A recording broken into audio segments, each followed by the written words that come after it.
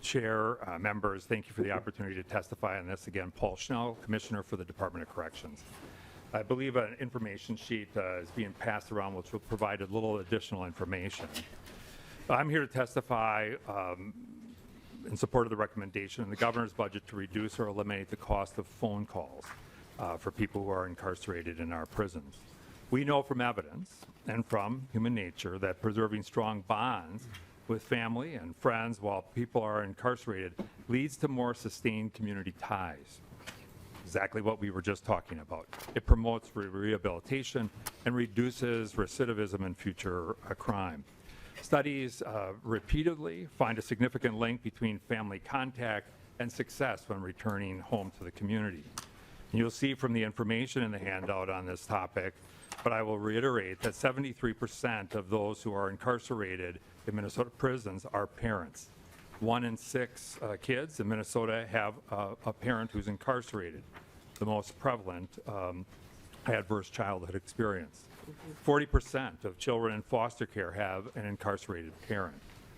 Yet we put up a financial barrier between those who are incarcerated in communicating with their family members and their communities. The governor's budget recommendation invested $2 million to reduce the cost of phone calls or video visits. Since including this amount in the budget, a recommendation, and as a result of the leadership of Senator Uma Vervaeten and Representative Esther Abaje, we have analyzed the cost of fully making phone calls free. That cost totals $1.3 million annually, and the administration supports funding the proposal at that level. And we are happy to work with the conference committee on how to best ensure that calls from Minnesota correctional facilities are free.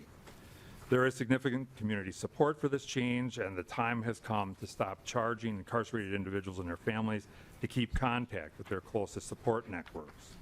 We also have a proposal to create a family support unit at the DOC, which is explained in the handout as well.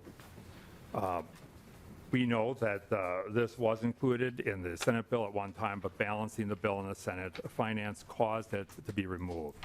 For reference, Minnesota does not have a dedicated family resource support and stabilization unit, and the creation of that unit would create a centralized resource for families to help connect community organizations providing services and programming, and allow us to work to strengthen bonds between individuals and their families.